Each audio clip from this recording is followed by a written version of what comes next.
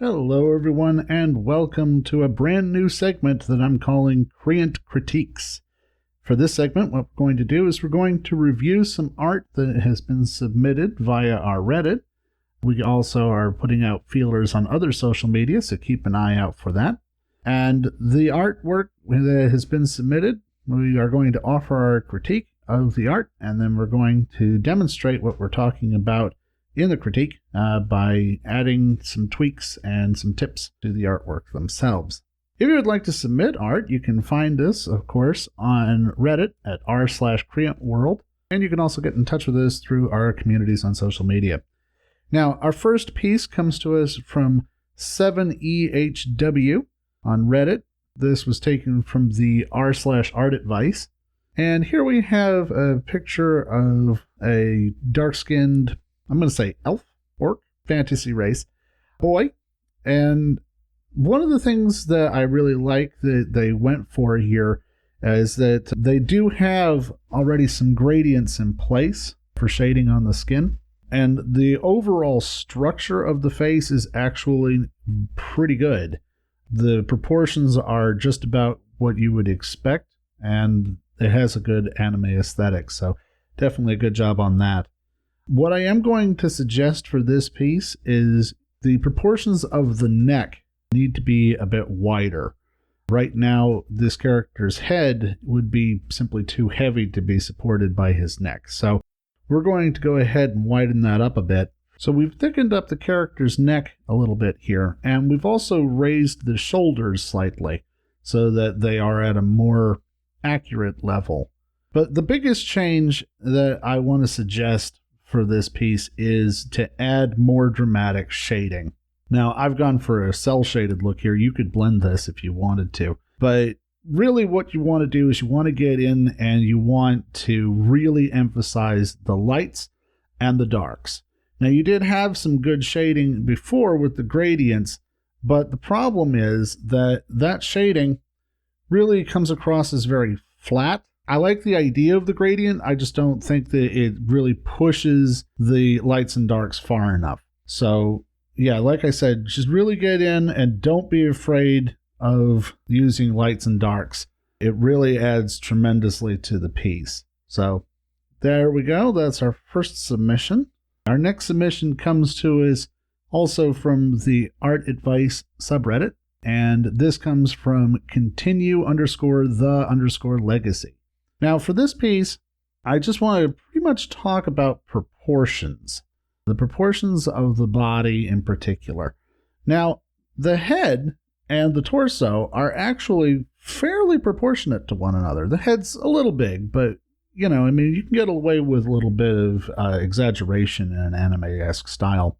The proportions of the torso seem fairly accurate also, although I would say perhaps drop the pelvis down a little bit. But the proportions of the hand, particularly the hand on the skirt, are far too small. You might not want to actually try this when there are other people around, but your hand should be about the same size as your face. If you put the top of your middle finger at your forehead and the palm of your hand at your chin, it should be about the same size. So what I've done for my piece is I have fixed the size of the hand so that it's more proportionate to the size of the face. And it might seem like the hand is very large here, but actually that is because the face itself, as I said, was a little big. The other thing that I've done is I've fixed the anatomy of the arm behind the head here. If we look at the original piece, it is a little bit out of proportion. And the reason that it is because the shoulder joint, it seems broken at this point here. The clavicles, the collarbones for the character are up too high. Those would need to be dropped down, and they actually form more of a V around the base at the neck, where the neck meets the shoulders. And so the shoulder behind the head here, the arm is too short and the shoulder is broken. So what I've done for the fix is I am showing the underside of the arm, and you can see where the shoulder tapers into the neck there instead of being at a different angle. And the reason that you wouldn't be able to achieve that angle in real life would be because of your scapula or your shoulder blade, which actually floats on top of your ribs. And you wouldn't be able to bend your arm inside itself like that without breaking your ribs or your scapula. So I've gone ahead and fixed that also. The arm length actually does seem proportionate. A good easy way to remember the proportions for arms is that if you keep your arms down by your side, your elbow should be right about at the same level as the end of your rib cage. And you should be able to touch your nose without moving your arm. So if you hold your arm out straight and you bend only at the elbow, you ought to be able to touch your nose. So that's a good and easy way to remember the proportions for that. But overall, this is a good attempt. Definitely keep going. Keep trying new things. And thank you for your submission. Okay, our next piece comes from Gardengnostlc, who tells me that this is their first time doing digital art. And if that is the case, then you have done a tremendous job. I am really enjoying the shading that you have on the face in particular. You really are going for those nice smooth blends, and I think you're really doing a great job with that. So actually, I'm not going to comment on your painterly style at all, because I think you're on the right track with that. What I am going to talk about are your body proportions. Now, in your piece here, this girl's shoulders are on different levels. So the first thing I've done is I've moved the shoulder down so that they're both on the same level. Also, your clavicle, your collarbone, was on different levels with yours. So I dropped it down so that it is at the same level. Here you can see that V I was talking about that forms from the clavicle where it connects to the sternum or the breastbone in the center of your rib cage. It forms a sort of V that runs out to your arms. I widened up the character's neck a little bit because it did seem a little thin to me. And I've repositioned her screen right arm so that it's a bit more forward, which I think would account for the position that the arm was in initially in the original piece. In the original piece, it looks like the shoulder is curled forward, like she's kind of shrugging. So in this, I moved that arm and I curled it more forward so that it would convey that. And I've also corrected the way that this would impact the breast. So when you're drawing or painting breasts, it is important to think of them as soft body objects. They are squishy. As a result, they tend to move in conjunction with the way that the arms move and in the way that the chest moves. So when you move your arm forward to kind of do a little shrug like that, it's going to cause the pectoralis muscle, which is under the breast, to move forward. And that's what's actually going to cause the breast to move the way that it does. So I've gone ahead and corrected that also. But overall, a really good attempt. I really didn't have to change very much. Just watch your proportions, and I think you've got a great future ahead of you in digital art. Okay, our next piece comes from IwishIwasinStarWars, also from the Art Advice subreddit, who's asking about proportions and about getting this pose. They say they've been having trouble getting this pose correct. And what I assume you're going for is you want this character to be sort of leaning up against a wall. So the way to achieve this is, if you look at my example on the right, you need to establish the planes of where the wall and the floor are. So what you can see is I've established the plane of where the floor is and where it meets the wall, and it's always going to meet at a right angle for a man-made structure. And then what I've done is I've drawn a couple of squares on those flat planes to indicate where the feet are going to be. This is really, really helpful. If you are drawing something in perspective and you want it to be interacting with a flat plane, I find it's really helpful to draw where that object impacts the plane. And you can do this in perspective so that you know that it is up against the wall and that it is where it should be. Because obviously the difficult part of drawing is that it is a two-dimensional representation of a three-dimensional thing. So you're not actually going to be able to see if the character is in contact with the wall because there is no wall. It's just a series of lines. So this really helps. I find if you're struggling with spatial awareness to try and block out where on the surface plane the object is going to impact. The other thing that you're going to want to work on when it comes to poses is weight. As you can see with the picture that I've drawn on the right here, the character's weight is primarily on the screen right foot. The weight on the character's leg on the screen left foot is on the wall, not the floor. So the whole of the character's weight is on the floor leg, which creates this contrapposto pose here. So it's definitely a good attempt. I would strongly recommend a little art trick, something that is not cheating, but definitely sometimes feels like it. Get yourself an art mannequin, or there's some very good 3D posing programs that you can get. I particularly use an app, I'll put the link in the description, that allows you to have 3D models of characters and even import basic objects. And this really helps me out a lot because I really struggle with perspective. So what I've done is I create a 3D diorama of the stage that I want.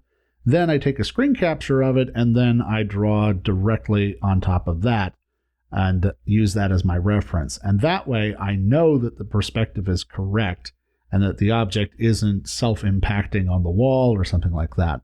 So I really think that would help you out a lot. I do want to just also quickly touch on your body proportions. You've actually done a pretty decent job with the proportions of the body. The head is far too large here, but the proportions of the arms and legs are actually about where they should be. So that's very good. And, just keep practicing, and I'm sure that you'll get it. Our next piece comes from Paul Raptor 03, who is asking about shading for his robot here. He's provided a nice flat colors and is asking about shading and about lighting effects. So when you're doing lighting, the first thing to remember is that objects are three-dimensional. So there's always going to be some light that creeps around the edge of the object and wraps around, so that even in areas of darkness, there's still a little bit of light. Here, what you need to do is you want to establish, first of all, where the light source is, or where the light sources are if you have more than one, and the direction from which the light is coming. So here I have the light in the top right corner of the piece shining to the left. From there, you can establish the flat planes so that you know where the light is going to strike and how it's going to deflect off of those planes. Now, I've done kind of a very quick shading here. You'd want to clean this up, and you can make this as clean or as messy as you want. But basically, what you want to do is you want to try to imagine how light will sort of slide off of the surface and where the shadows are going to be cast. Now, one thing that I notice a lot of artists do when it comes to shadows and shading is they tend to use just white and black for their light and their shadows. And that is not something I recommend. You hardly ever in life have pure white light. Pretty generally, that sort of thing is only generated by like an LED. And when you see pure white light, you tend to be kind of jarred by it. Normally in nature, light is a slightly yellowish tint to it because the sun has a yellowish tint to it. So I would recommend using colored highlights and colored shadows. For example, for this piece, I used a very dark blue instead of the regular black for shading. It helps because it is taking advantage of the atmospheric effects of the actual air around you, which that way it makes it seem more like it is in the position that you're putting it in, since you put it on a blue background here. But of course, you can use any colors you like when it comes to shading. If you have a different color background, it will affect the different colors of lights and shadows also. But I would strongly recommend that you stay away from pure white or pure black. It's okay to make very, very light tints of colors. For example, here I have a very, very light tint of yellow for the highlights, but you should try to avoid having either pure white or pure black in your piece. if you can, because those do create an area of such high contrast that it makes it abundantly noticeable immediately. Our final piece for this episode comes from MankyBeez, who has sent in this digital painting of a hand holding a rose. Now, first of all, I have to say they have done a great job with the color blending once again. I think this piece is already really looking pretty good. It just needs to be pushed just a teensy bit further. So what I've done for the fix is I have actually enhanced the shadows just a little bit. And I did this by adding a little bit of very, very dark red. You see, on the hand, you have these very intense shadows for where the fingers are clenched, and that's good. It shows that there is range. But there was not really any of that really heavy shadowing anywhere else in the piece. So what I've done is I've gone through with a very, very dark red, and I've gone over it in an opacity layer to really bring out those shadows and to make the piece seem more rounded and 3D. And as you can see, it really does help to really pop those values and really make the piece seem more in the environment rather than on the environment. But overall, this is a really fantastic piece already. It really didn't require a whole lot in the way of fixing, so keep up the great work, MankyBeez. You're doing a great job. Thank you so much for watching. Now, if you enjoyed this segment, go ahead and hit that like button. And if you'd like to see more of Creant Critiques or to become a Creant yourself, you can also consider subscribing and ringing that bell so that you get notifications when we bring out new videos. Creant Critique is going to be a reoccurring segment that's going to be occurring every 2 weeks on this show. So basically, coming forward, you're going to be getting Thought Experiment and then Creant Critique on alternating Fridays. So that's something to look forward to. If you would like to submit your artwork for Creant Critique, you can do so on the Creant Reddit at r/CreantWorld using the flair Creant Critique. But until next time, keep your eyes and mind open, and always be creative. Thank you so much for watching, and we'll see you next time.